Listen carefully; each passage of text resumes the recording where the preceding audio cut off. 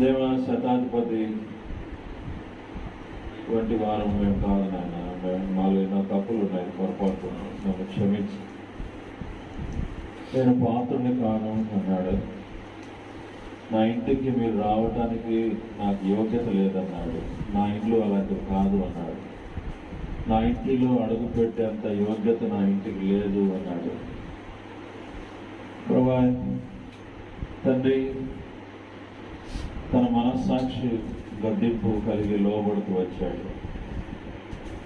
దేవా, నా తండ్రి అపాత్రుడును, పాత్రుడు కాదు, యోగ్యుడు కాదు, అర్హుడు కాదు అని తాను ఒప్పుకుంటూ వచ్చాడు.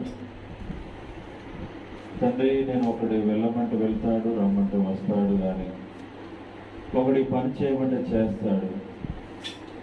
నేను కూడా అధికారంలోకి లోబడిన వాడిని. ప్రభా,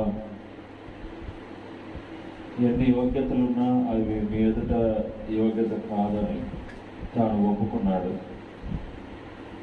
అర్హత లేని పాపిని అని తాను బయలుపరుచుకుంటూ ఉన్నాడు. దయగల యేసు, పాపికి ఆశ్రయుడా, ప్రియ ప్రభు, ద్రోహిని కరుణించి దేవ ప్రార్థన చేసిన మాట మాత్రం సెలవు.